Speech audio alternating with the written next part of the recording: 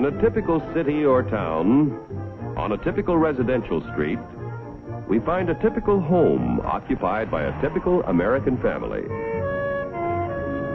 Like millions of his fellow Americans, John Q. Public earns enough money to keep up the payments on a new car.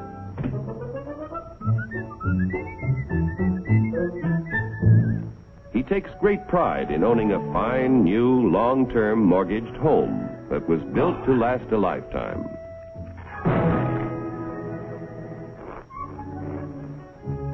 Mrs. John Q. Public no longer finds housework fatiguing drudgery, thanks to a host of labor-saving devices, including her husband. Mr. John Q., because of a 40-hour week, has the leisure to dream about his favorite sport. Darling! Oftentimes, in a secluded corner of his private den, John Q. reflects on some of the better things he has done with his life. Insurance to protect his family if he is called before his time. Money in a savings account for emergencies, for summer vacations, and to help put John Q. Jr. through college. In spite of the high cost of being a husband and father, John Q. has a private little nest egg. His practical nature tells him it ought to do more than collect moths. Let's see, where did I put this thing? I know it's... common stock. Do I own any? I don't even know what they are.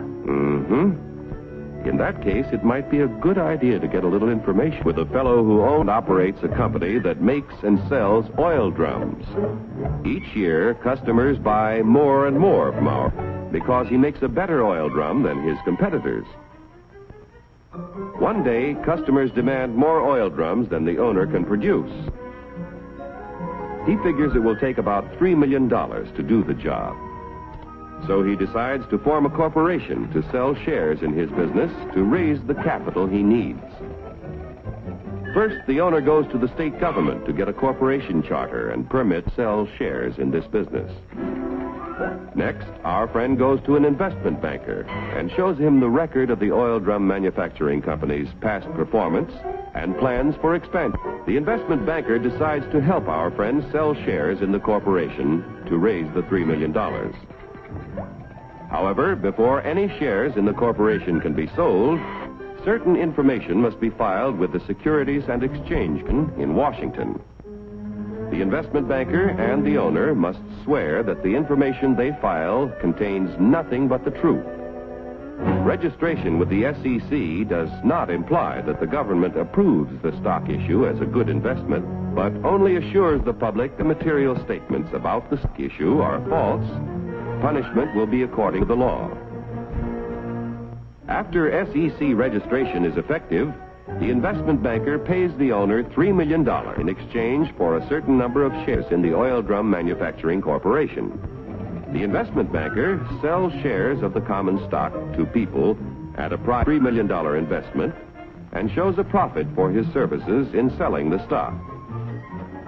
Money received from the sale of shares in the business builds a new and better plant, which produces more and better oil drums. The people who bought common stock own proportionate shares in the corporation, tools, equipment, and all of its assets. Common stockholders elect the directors of the corporation. Directors represent the stock and are responsible for the way the business is run. Directors determine the amount of dividends, if any, to be paid out of earnings to the stockholders. Naturally, when stockholders invest in a business, they hope to receive dividends to help pay for necessities of life. Within a few short years, an increasing demand for the company's product poses a friend. How can he fill all the orders? He will have to build more plants and buy more tools to increase production of oil drums. It will take about $20 million to do the job. One way to get this additional capital is to sell more stock to many more people. So the Oil Drum Manufacturing Corporation votes to send its president to the New York Stock Exchange to see if their common stock can qualify for listing.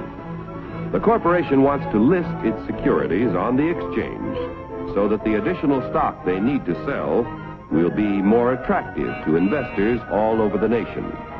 Securities listed on the New York Stock Exchange can be sold for cash any time in this national marketplace. Each year, inquire about listing their securities, but only those which can pass a thorough examination as to their financial health are accepted. Calling the president of the Oil Drum Manufacturing Corporation. Calling the president of the Oil Drum Manufacturing Corporation. Report to Examination Room B. Attention all members of the Stock List Department. Report to Examination Room B. The Stock List Department examines the qualifications of corporations to be listed on the New York Stock Exchange. The corporation must have substantial assets in plants, tools, equipment, and cash. There must be a broad distribution of its shares among a large number of stockholders. The corporation must show successful management and sales records and annual net earnings at the time of listing of at least $1 million. The proposed stock issue must meet federal, state, and New York Stock Exchange regulations. The corporation must agree to report to its stockholders at frequent intervals. If the examination by the Stock List Department indicates the corporation meets minimum requirements of the exchange at the time of the examination, the corporation's application for listing is recommended. The Board of Governors of the New York Stock Exchange finally approves the application and sees that it is made public. Extra, read all about it. Now that the Oil Drum Manufacturing Corporation's stock is listed, its name is abbreviated for use on the ticker tape. Each time ODM stock or any other stock listed on the exchange is bought or sold, the ticker tape flashes all over the nation the price and number of shares traded. A buyer in Colorado wants to purchase some ODM stock. The buyer's broker in Colorado sees that the last ODM transaction was at $10 a share. The buyer could buy from 1 to 99 shares, which would be known as an odd lot. But a Colorado friend decides to invest in 100 shares, known as a round lot. The Colorado broker wires the order to his New York office. The buy order is telephoned to the floor of the New York Stock Exchange. It is given to the firm's floor partner, who becomes the representative of the buyer in Colorado. The floor partner goes to the post where ODM stock is traded. The representative of the buyer in Colorado bids $10 a share for 100 shares. But at the moment, there is no stock offered for sale at this price. In the meantime, however, in Maine, an ODM stockholder who needs cash decides to sell his 100 shares if he gets $10 a share.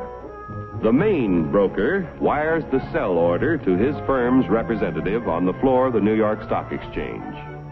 This firm's floor partner, representing the seller in Maine, offers to sell 100 shares of ODM stock at $10 a share. The price of $10 a share is mutually acceptable, and the transaction is made. Like the cowboy in Colorado and the fisherman in Maine, investors all over the country use the facilities of brokers who are members of the New York Stock Exchange whenever they want to buy or sell stock of companies listed on this national market. Yesterday's savings financed the miraculous growth of our railroads, automobiles, airplanes,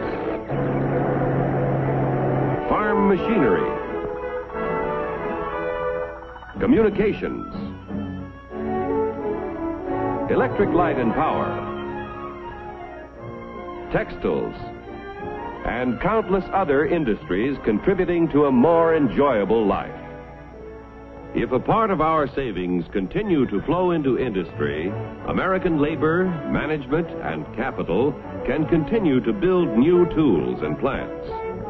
Industrial expansion creates jobs for hundreds of thousands of young people who must find employment each year.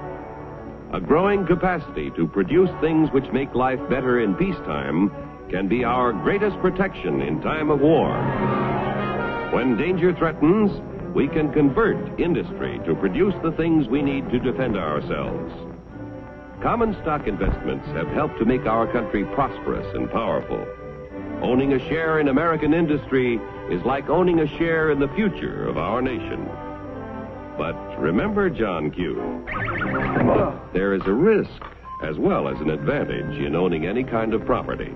So get the facts before you put your money to work.